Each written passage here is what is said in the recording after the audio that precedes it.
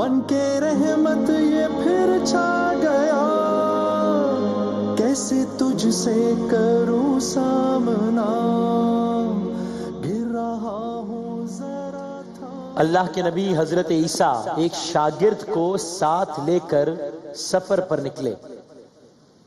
ایک عام انسان کی نقل و حرکت اور عمل اور ایک نبی کی نقل و حرکت اور عمل، دونوں میں زمین آسمان کا فرق ہوتا ہے۔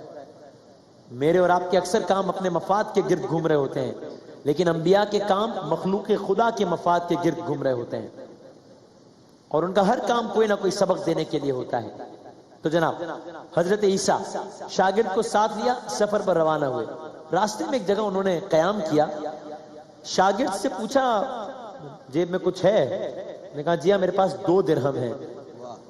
آپ نے اپنی جیب سے 1 درہم نکال کر اسے دیا، کہا 3 درہم ہو گئے، قریبی آبادی ہے، 3 درہم کی روٹیاں لے آؤ۔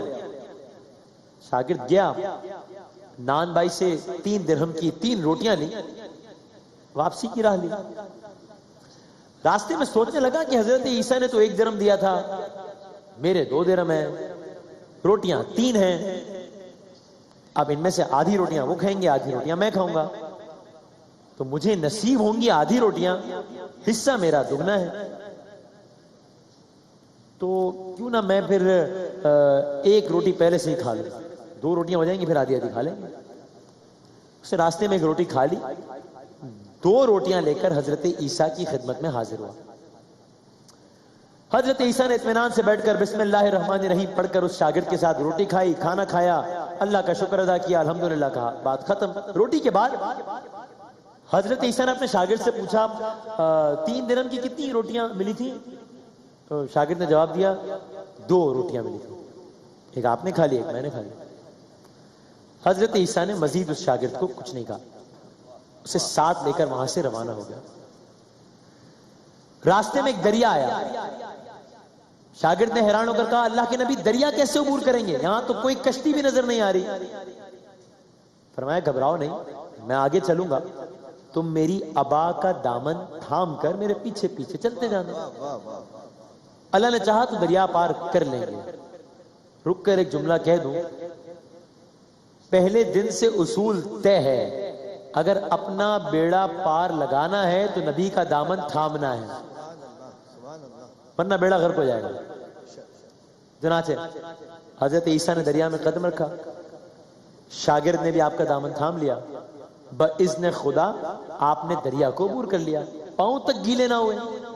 شاگرد نے معجزہ دیکھا، حیران ہو گیا، ششتر رہ گیا، کہنے لگا میری ہزاروں جانیں آپ پر قربان، آپ جیسا صاحب اعجاز نبی آج سے پہلے چشمے فلک نے دیکھا نہیں ہوگا۔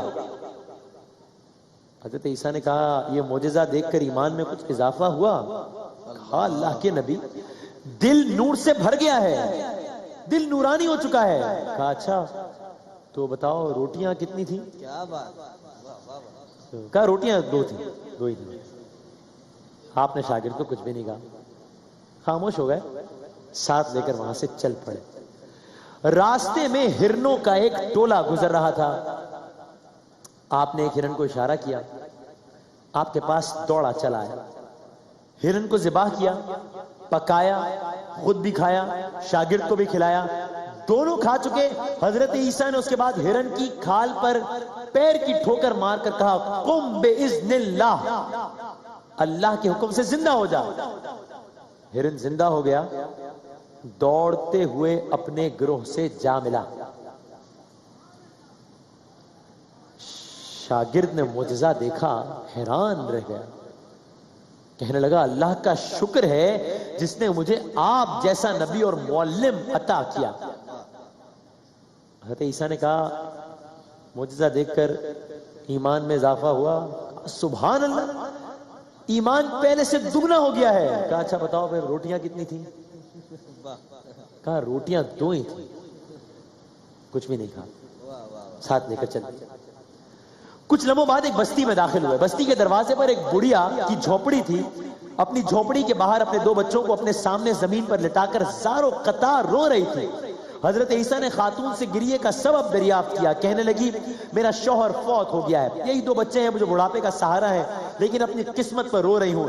ایک پیدائشی نابینا ہے, ایک پیدائشی اپاہج ہے. حضرت عیسیٰ نے بڑھیا کے دونوں بچوں پر باری باری اپنا دست مبارک پھیرا. جو نابینا تھا دیکھنے لگا, جو اپاہج تھا چلنے لگا, اور جو شاگرد تھا وہ معجزہ دیکھنے لگا. اش اش کر اٹھا, کہنے لگا اللہ کا شکر ہے, اس نے مجھے ایسا عظیم نبی عطا فرمایا کہ جس کے دست مبارک میں ایسی برکت ہے, ایسی کرامت ہے.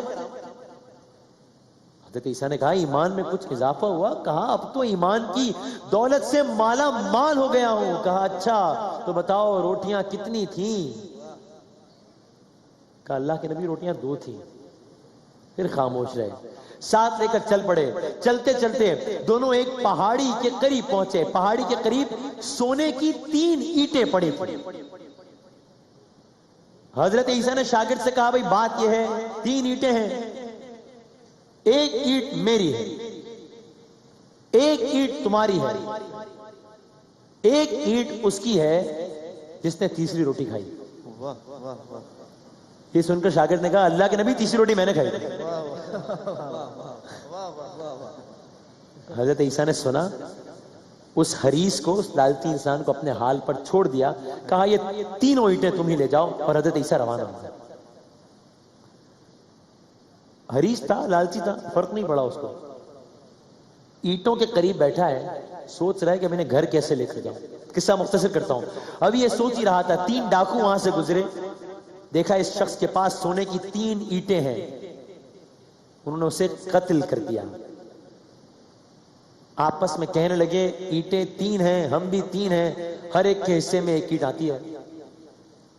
اتفاق سے بھوکے تھے. ایک ساتھی کو پیسے دیے, کہا شہر قریب ہے تم وہاں سے کھانا لاؤ, پھر یہ سونا تقسیم کرتے ہیں. یہ شخص کھانا لینے گیا. یہ جو کھانا لینے گیا ہے راستے میں سوچنے لگا کہ اگر میں کھانے میں زہر ملا دوں تو یہ دونوں ہلاک ہو جائیں گے, 3 اینٹیں میری ملکیت بن جائیں گی. یہ انسان یہ سوچ رہا ہے. ادھر ان دونوں نے یہ مشورہ کیا کہ یہ جو تیسرا بھی کھانا لینے گیا ہے اگر کسی طریقے سے اس کا صفایا کر دیا جائے تو دونوں کے حصے میں 1 کے بجائے 1.5 اینٹ آ جائے گی. تیسرا ساتھی زہر آلود کھانا لے کر آیا. دونوں اس پر حملہ آور ہوئے, جان سے مار دیا, اسے قتل کیا, اور دونوں نے تسلی سے بیٹھ کر کھانا کھایا. وہ کھانا جو زہر آلود تھا, اس کھانے کی وجہ سے ان دونوں کی بھی موت واقع. اگلے دن حضرت عیسیٰ اس مقام سے گزرے. دیکھا اینٹیں ویسی کی ویسی رکھی ہوئی ہیں, پہلو میں 4 افراد کی لاشیں پڑی ہوئی ہیں.